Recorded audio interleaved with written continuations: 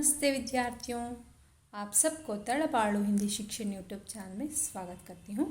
आज हम 10वीं कक्षा के 9वां पाठ ईमानदारों के सम्मेलन में इस पाठ का नोट्स करते हैं।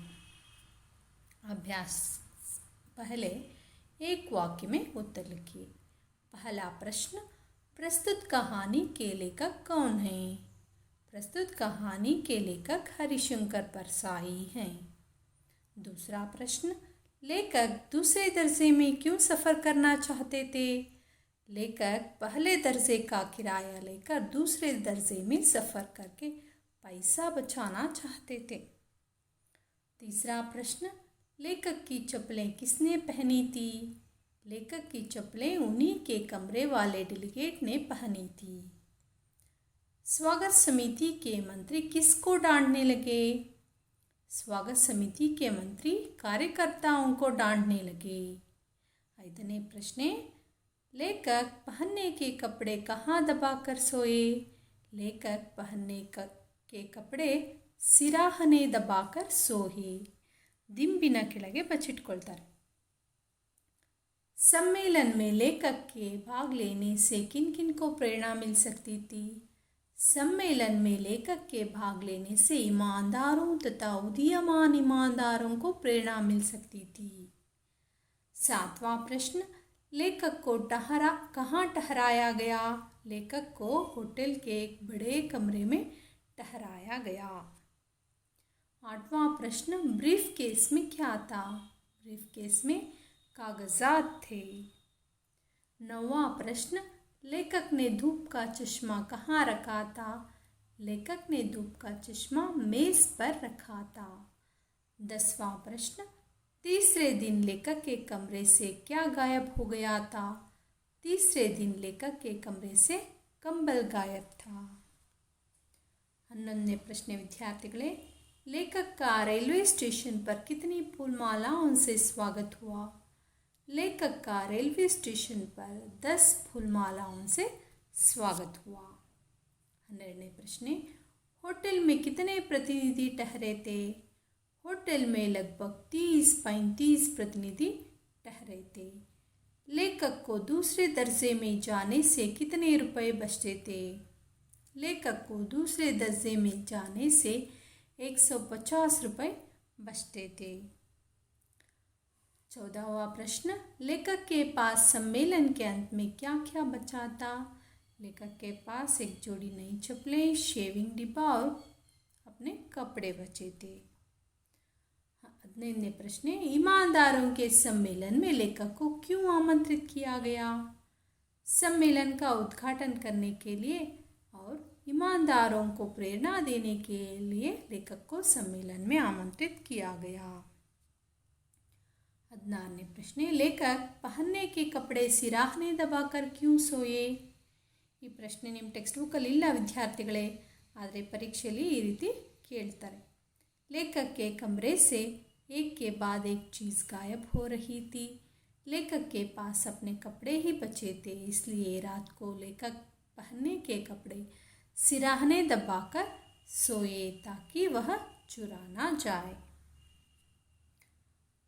2-3 वाक्यों के उत्तर लिखिए। लेखक को भेजे गए निमंत्रण पत्र में क्या लिखा था?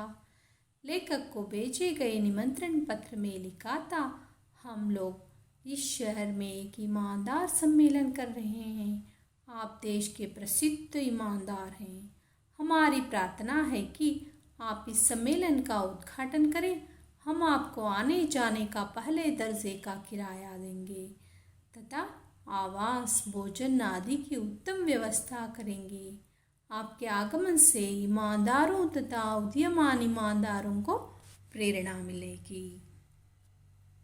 दूसरा प्रश्न, फूलमालाएं मिलने पर लेखक क्या सोचने लगे? ಇದು ತುಂಬ ಇಂಪಾರ್ಟೆಂಟ್ ವಿದ್ಯಾರ್ಥಿಗಳೇ, परीक्षा दृष्टिಯಿಂದ।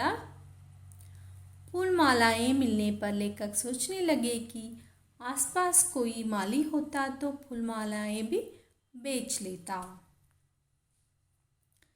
लेखक ने मंत्री को क्या समझाया?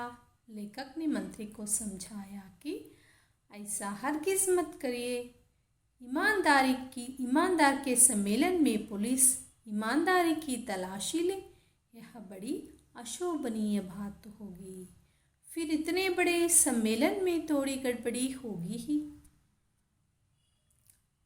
4ನೇ प्रश्न, चप्पलों की चोरी होने पर ईमानदार डेलीगेट ने क्या सुझाव दिया? चप्पलों की चोरी होने पर ईमानदार डेलीगेट ने कहा कि देखिए, चप्पलें एक जगह नहीं उतारनी चाहिए। एक चप्पल यहाँ उतारिए तो दूसरी 10 फीट दूर, तब चप्पलें चोरी नहीं होती। एक ही जगह होगी तो कोई भी पहन लेगा। मैंने ऐसा ही किया था। 5वां प्रश्न, लेखक ने कमरा छोड़कर जाने का निर्णय क्यों लिया? लेखक ने कमरा छोड़कर सीधा स्टेशन जाने का निर्णय लिया क्योंकि चीज़ें तो सब चुरा ली गई। ताला तक चोरी में चला गया था। अब लेखक ही बचा था। वह सोचता है कि अगर वह रुका तो वह भी चुरा लिया जाएगा। 6ನೇ प्रश्न, विद्यार्थिಗಳೇ, मुख्य अतिथि की बेईमानी कहाँ दिखाई देती है? अथवा मुख्य अतिथि की बेईमानी कैसे व्यक्त हुई है? ಮತ್ತೊಂದು ರೀತಿಯಲ್ಲಿ ಪ್ರಶ್ನೆ ಬರುತ್ತೆ ನೋಡಿ. लेखक ईमानदारों के सम्मेलन के लिए दूसरे दर्जे में क्यों जाना चाहते थे? ಎಲ್ಲದಕ್ಕೂ ಇದೊಂದೇ ಉತ್ತರ ಬರಿಬೋದು ವಿದ್ಯಾರ್ಥಿಗಳೇ. लेखक को ईमानदारों के सम्मेलन में जाना था. उस सम्मेलन के आयोजकों ने उन्हें पहले दर्जे का किराया देने की बात कही थी, पर लेखक दूसरे दर्जे में जाना चाहते थे क्योंकि इससे 150 रुपये बचते थे. इसमें उनकी ईमानदारी को भी क्या होता है, बेईमानी भी दिखाई देता है. 8वां प्रश्न, ईमानदारों के सम्मेलन में लेखक के कौन कौन से सामान गायब हुए? सम्मेलन के पहले दिन लेखक की चप्पलें और एक चादर गायब हुई. दूसरे दिन 2 और चादरें और चश्मा गायब हुए. तीसरे दिन ताला और कंबल गायब हुआ. इस तरह एक के बाद एक चीज़ गायब हो रही थी. अब 4-6 वाक्यों में उत्तर लिखिए. पहला प्रश्न, लेखक के धूप का चश्मा खो जाने की घटना का वर्णन कीजिए. लेखक दूसरे दिन बैठक में जाने के लिए धूप का चश्मा खोजने लगे तो नहीं मिला. चाय की छुट्टी में एक सज्जन आए, कहने लगे बड़ी चोरियां होने लगी है, देखिए आपका धूप का चश्मा ही चला गया. यह धूप का चश्मा लगाए थे. पहले दिन यह उनके पास नहीं था. वह लेखक का ही चश्मा था. वह लेखक का चश्मा लगाए इत्मीनान से बैठे थे. दूसरा प्रश्न, मंत्री तथा कार्यकर्ताओं के बीच में क्या वार्तालाप हुआ? मंत्री कार्यकर्ताओं को डांटने लगे, तुम लोग क्या करते हो? तुम्हारी ड्यूटी यहाँ है, तुम्हारे रहते चोरियाँ हो रही है. यह ईमानदारों का सम्मेलन है. बाहर यह चोरी की बात फैली तो कितनी बदनामी होगी. कार्यकर्ता ने कहा, हम क्या करें? अगर सम्माननीय डेलीगेट यहाँ वहाँ जाए तो क्या हम उन्हें रोक सकते हैं? तब मंत्री ने गुस्से से कहा, मैं पुलिस को बुलाकर यहाँ सब की तलाशी करवाता हूँ. एक कार्यकर्ता ने कहा, तलाशी किन की करवाएंगे? आधे के लगभग डेलीगेट तो किराया लेकर दोपहर को ही वापस चले गए. तीसरा प्रश्न, सम्मेलन में लेखक को क्या क्या अनुभव हुए, संक्षेप में लिखिए. लेखक ईमानदार सम्मेलन में मुख्य अतिथि के नाते आए थे. स्टेशन पर उनका भव्य स्वागत हुआ. उन्हें एक होटल के बड़े कमरे में ठहराया गया था.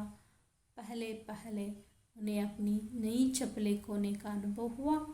जिस डेलीगेट ने उनकी चप्पलें चुराई थी वही महाशय लेखक को सुझाव देने लगे. कमरे से उनकी चादरें गायब थी. उनका धूप वाला चश्मा गायब हुआ. किसी का ब्रीफकेस चला गया था.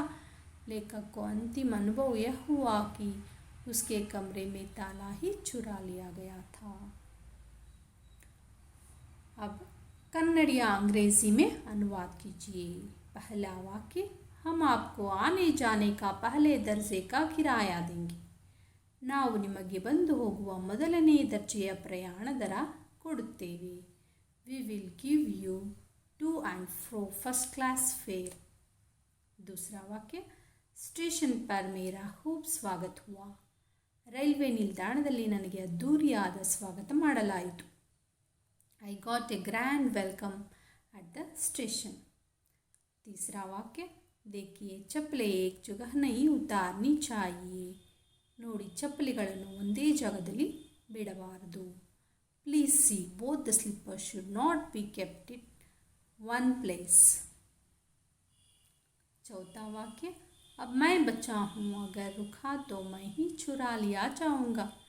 ಈಗ ಉಳಿದಿರುವುದು ನಾನೊಬ್ಬನೇ, ಒಂದು ವೇಳೆ ನಾನು ಇದ್ದರೆ ನಾನೇ ಕಳುವಾಗಬಹುದು. I am left now, if I stay here even I will be stolen. पांचवा वाक्य, अब वहाँ एक जोड़ी फटी पुरानी चप्पलें बची थी. ಈಗ ಅಲ್ಲಿ ಒಂದು ಜೊತೆ ಹರಿದ ಹಳೆಯದಾದ ಚಪ್ಪಲಿಗಳು ಉಳಿದಿದ್ದವು. Now just one pair of torn old slippers was left there.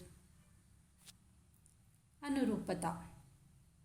पहला दिन चप्पलें गायब थी, दूसरे दिन चादरें गायब थी, तीसरे दिन कंबल गायब था, चौथे दिन ताला गायब था. रिक्शा 3 पहियों का वाहन, साइकिल 2 पहियों का वाहन. रेलगाड़ी पटरी, हवाई जहाज हवा मार्ग. प्रेरणार्थक क्रिया रूप लिखिए. ठहरना, ठहराना, ठहरवाना. यह प्रथम प्रेरणार्थक है. ठहरवाना द्वितीय प्रेरणार्थक है. धोना, धुलाना, धुलवाना. देखना, दिखाना, दिखवाना. लौटना, लौटाना, लौटवाना. उतरना, उतारना, उतरवाना. पहनना, पहनाना, पहनवाना. बहुवचन रूप लिखिए. कपड़ा, कपड़े. चादर, चादरें. बात, बातें. डिब्बा, डिब्बे. चीज़, चीज़ें. रिक्त स्थान भरिए. हम लोग इस शहर में एक डैश सम्मेलन कर रहे हैं. ईमानदार सम्मेलन. मेरी चप्पलें डैश थी, गायब थी. वह मेरा चश्मा लगाए डैश से बैठे थे, इत्मीनान से बैठे थे. फिर इतने बड़े सम्मेलन में थोड़ी डैश होगी ही, गड़बड़ी होगी ही. विलोम शब्द लिखिए. आगमन, निर्गमन. रात, दिन. जवाब, सवाल. बेचना, खरीदना. सज्जन, दुर्जन. चित्र देखकर कहानी रचिए और उसके लिए एक उचित शीर्षक दीजिए. ಈ ಚಿತ್ರಗಳನ್ನು ನೋಡಿ ವಿದ್ಯಾರ್ಥಿಗಳೇ, ಇದಕ್ಕೆ ನೀವು ಸರಿಯಾಗಿ ಒಂದು ಕಥೆಯನ್ನು ಬರೆಯಬಹುದು. यह एक क्रियात्मक चटवटिका है. इसे आप अपनी तरफ से लिख सकते हैं या इस तरफ भी लिख सकते हैं. अगला अभ्यास, निम्नलिखित वाक्यों के आगे काल पहचान कर लिखिए. ವಾಕ್ಯದ ಕಾಲವನ್ನು ಗುರುತಿಸಬೇಕು ವಿದ್ಯಾರ್ಥಿಗಳೇ. मैंने सामान बांधा, यह तो भूतकाल में है. बड़ी चोरियां हो रही है, वर्तमान काल. पहले दर्जे का किराया लूँगा, भविष्यत काल. डेलीगेट दोपहर को ही वापस चले गई, भूतकाल. मेरी चप्पलें देख रहे थे, भूतकाल. इन कहावतों का अर्थ समझकर वाक्य में प्रयोग कीजिए. जहाँ चाह वहाँ राह. ಎಲ್ಲಿ ಇಚ್ಛೆ ಇರುತ್ತೆಯೋ ಅಲ್ಲಿ ದಾರಿ ಇರುತ್ತೆ ಅಲ್ವಾ. इच्छा होने पर उसे पाने का मार्ग स्वयं मिल जाता है. इसे वाक्य में प्रयोग करेंगे तो, यदि मनुष्य चाहे तो कठिन से कठिन कार्य को भी पूरा कर सकता है, क्योंकि जहाँ चाह वहाँ राह. ಮೊದಲನೇ कहावत, गुरु गुड़ ही रहे, चेले शक्कर हो गए. शिष्य का योग्यता तथा पद में अपने गुरुजनों से ऊंचा उठना। गुरुवन्नु मीरिसिದ शिष्य अल्वा। सचिन ने अपने गुरु रमाकांत आचरेकर से भी ज्यादा यश कमाया। सच कहा है, गुरु गुड़ ही रहे, चेले शक्कर हो गए। अगला कहावत, जैसा देश वैसा बेस। जहाँ रहना हो वहीं की रीतियों के अनुसार आचरण करना। भारत पर अनेक जातियों ने आक्रमण किया, बाद में वे भारत के लोगों के बीच घुल मिल गए। जैसा देश वैसा बेस। तीसरा, निर्बल के बल राम। जिसकी सहायता कोई नहीं करता उसकी सहायता भगवान करते हैं। जिसका कोई नहीं होता उसके भगवान होते हैं। सच है, निर्बल के बल राम। चौथा, बंदर क्या जाने अदरक का स्वाद। मूर्ख को ऐसी वस्तु मिल जाना जिसका महत्व वह नहीं समझता। रमेश खुद तो कला के बारे में जानता नहीं है, इसलिए जब भी उसे कला संबंधी कोई चीज़ दिखाओ तो उसकी कमियां निकालता रहता है। सही कहा है, बंदर क्या जाने अदरक का स्वाद। पांचवा, हाथी के दांत खाने के और दिखाने के और कतनी वह करनी में फर्क होता है। आजकल के नेताओं का विश्वास नहीं। इनके दांत तो दिखाने के और होते हैं और खाने के और होते हैं। अगला अभ्यास, दिए गए निर्देश अनुसार वाक्य बदलिए। मेरे पास चप्पल नहीं थे, इसे वर्तमान काल में बदलना है। ऐसे बनता है, मेरे पास चप्पल नहीं है। एक बिस्तर की चादर गायब है, भूतकाल में बदलना है। एक बिस्तर की चादर गायब थी। तीसरा, उसमें पैसे तो नहीं थे, भविष्यकाल में बदलना है। उसमें पैसे तो नहीं होंगे। चौथा, कोई उठा ले गया होगा, वर्तमान काल में बदलेंगे तो कोई उठा लेता है। पांचवा, वह धूप का चश्मा लगाए थे, भविष्यकाल में बदलेंगे तो वे धूप का चश्मा लगाएंगे। सुबह मुझे लौटना था, भविष्यकाल में बदलना है। सुबह मुझे लौटना होगा। अगला अभ्यास, ईमान गुणों के सामने सही चिन्ह और बेईमान गुणों के सामने गलत चिन्ह लगाइए। दूसरे लोगों के वस्तुओं को वापस पहुंचाना सही है, चोरी करना गलत। रास्ते में मिली वस्तुओं को पुलिस स्टेशन पहुंचाना सही है, काम चोरी करना गलत। बगल में चूरी मुंह में राम राम करना गलत। झूठ बोलना गलत। नेक मार्ग पर चलना सही, जानबूझकर गलती करना गलत। बहाना बनाना गलत, सच बोलना सही। समय पर काम पूरा करना सही है, धोखा देना गलत। जालसाजी करना गलत। चोर बाजारी और मिलावट करना गलत। निष्ठा से कार्य करना सही, भ्रष्टाचार में शामिल होना गलत। सेवा भाव के दूसरों की सहायता करना सही है। देश के प्रति सच्चा अभिमान रखना सही है। सच्चे भाव से बड़ों का आदर करना सही है। अपने सहपाठियों के साथ भाईचारे का व्यवहार करना सही है। ಅರ್ಥ ಆಯ್ತಲ್ಲ ವಿದ್ಯಾರ್ಥಿಗಳೇ? ಎಲ್ಲ ಅಭ್ಯಾಸ ಕಾರ್ಯಗಳನ್ನು ನೀವು ನಿಮ್ಮ ನೋಟ್ಸ್ನಲ್ಲಿ ದುಂಡಾಗಿ ಬರೆಯಿರಿ, ಹಾಗೆ ಪರೀಕ್ಷೆಗೆ ತಯಾರಾಗಿ ವಿದ್ಯಾರ್ಥಿಗಳೇ. ಧನ್ಯವಾದ.